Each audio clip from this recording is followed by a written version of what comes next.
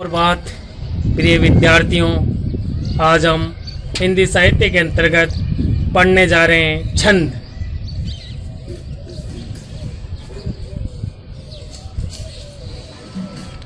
छंद छंद के बारे में हम जानेंगे। सबसे पहले इसका अर्थ।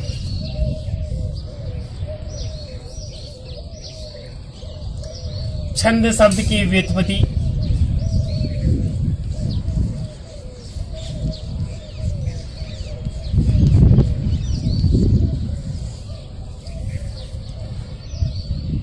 परिभाषा छंद की।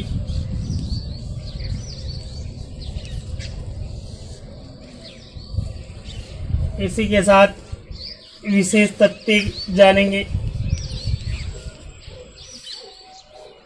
विशेष तथ्य के अंतर्गत इसका इतिहास जानेंगे, छंद का इतिहास।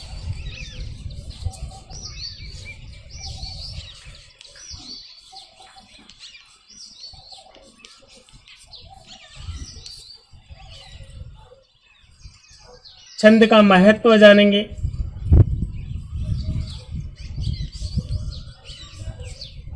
महत्व। छंद के अंगों के बारे में जानेंगे।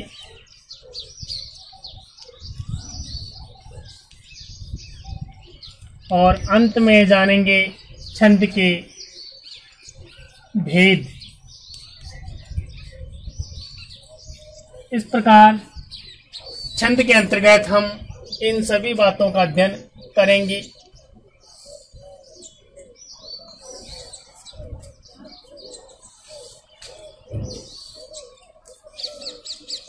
सबसे पहले हम देखते हैं छंद का अर्थ।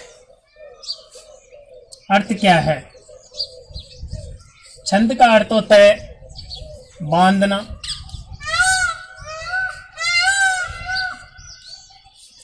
प्रसन्न करना,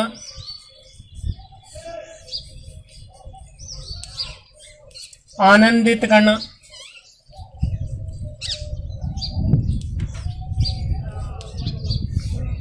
आनंदित करना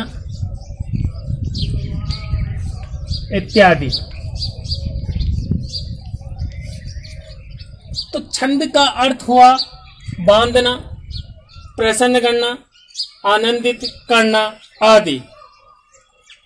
छंद शब्द की व्युत्पत्ति।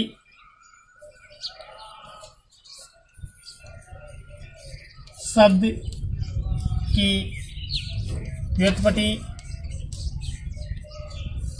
छंद शब्द। छंद शब्द संस्कृत के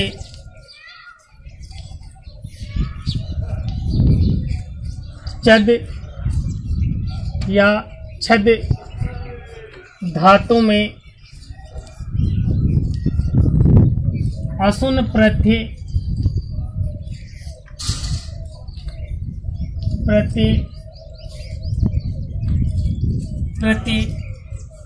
के योग से बना है।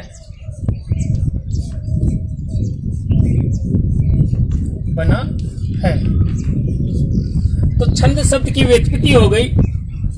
संस्कृत के छद या छद धातु में असुन प्रत्यय के योग से छंद शब्द बना है। परिभाषा क्या होगी देखते हैं।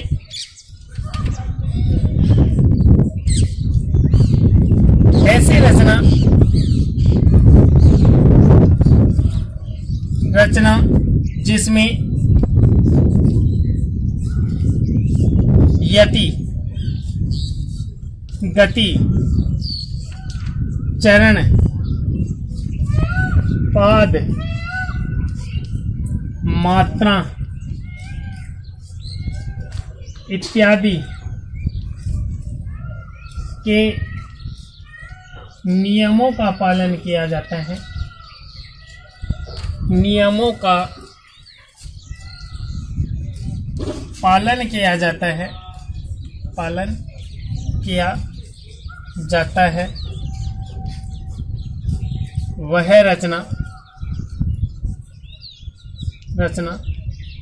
छंद कहलाती है।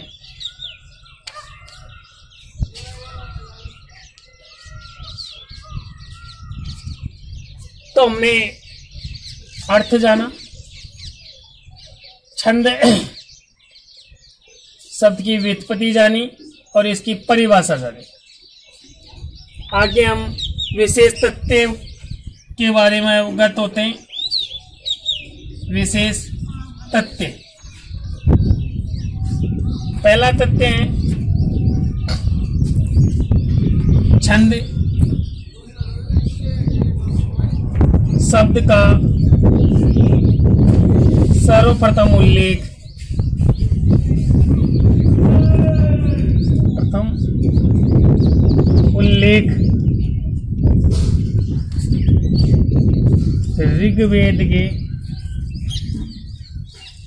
ऋग्वेद के 90वें पुरुष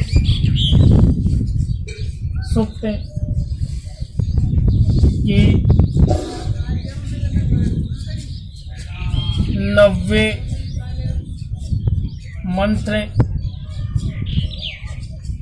में प्राप्त होता है।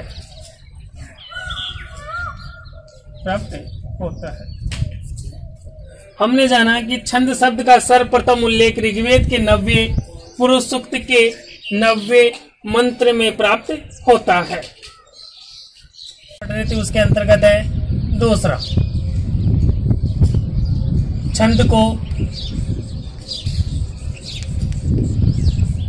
वेद रूपी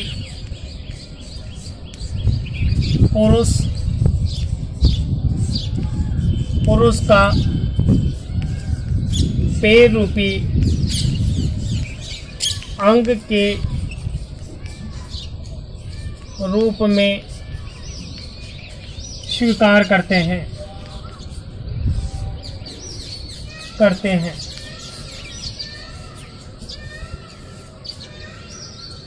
छंद को वेद रूपी पुरुष का पैर रूपी अंग के रूप में स्वीकार करते हैं और वेद के 6 अंग माने जाते हैं। वेदांग,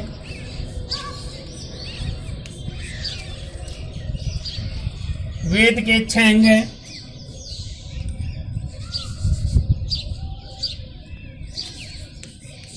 छह अंग माने जाते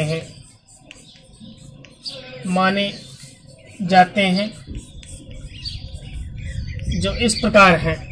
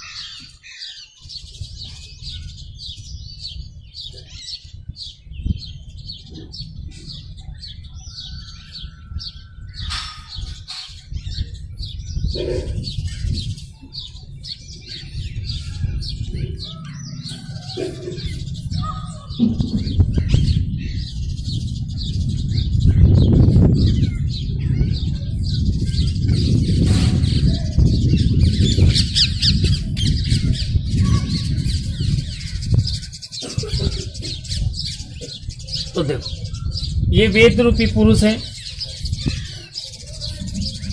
इसके जो पैर हैं इनको छंद माना जाता है। इसके जो हाथ हैं उन्हें कल्प कहा जाता है। इसका जो मुख है इसे व्याकरण कहा जाता है और इसका जो नाक है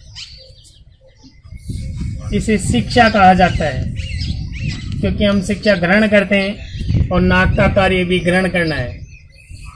और जो इसके कान हैं इसे निरुक्त कहा जाता है। और जो इसकी आंखें हैं उन्हें ज्योतिष कहा जाता है। इस प्रकार वेद रूपी पुरुष के 6 अंग बताए गए हैं: छंद, कल्प, व्याकरण, शिक्षा, ज्योतिष एवं निरुक्त। तो हम वेद को एक पुरुष के रूप में स्वीकार करते हैं और उनके 6 अंगों का वर्णन करते हैं: छंद, कल्प, व्याकरण, शिक्षा, ज्योतिष, निरुक्त। तो जो छंद है तो वेद रूपी पुरुष का क्या माना जाता है? पैर माना जाता है, पाद माना जाता है। इस प्रकार छंद वेद का पैर है। आगे हम देखते हैं विशेष तत्व के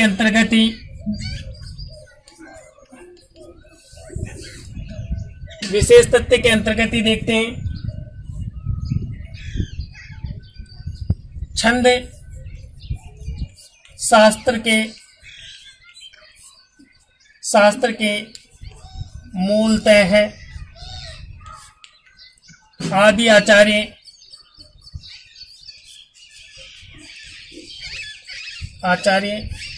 ब्रह्मा जी को ही माना जाता है। ब्रह्मा जी को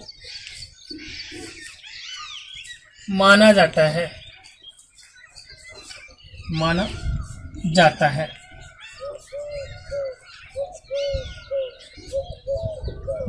जाता है। तो हम देखेंगे कि ब्रह्मा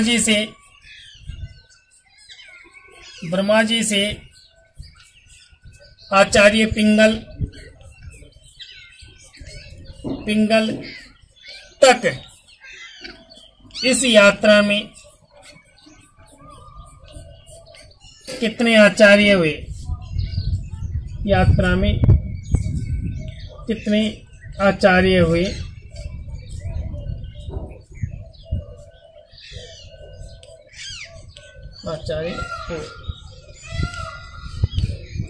तो आपको समझाने के लिए एक छोटी सी ट्रिक है।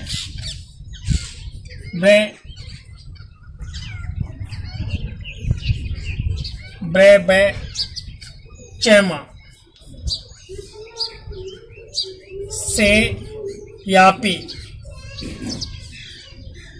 तो सबसे पहले ब्रह्मा जी,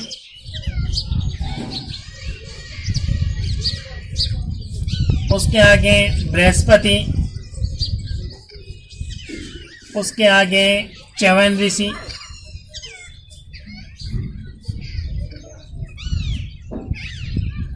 च्यवन के बाद में च्यवन को दुष्च्यवन भी कहते हैं।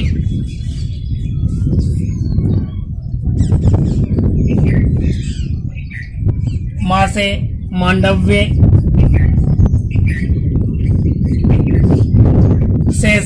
से तप और यासे तथा अंत में पिंगल संस्कृत के आचार्य हुए। इन्होंने छंद शास्त्र की रचना की, छंद सूत्र दिया है इन्होंने। तो इस प्रकार से ब्रह्मा जी से लेकर पिंगल तक की ये आचार्यों की यात्रा इस प्रकार है।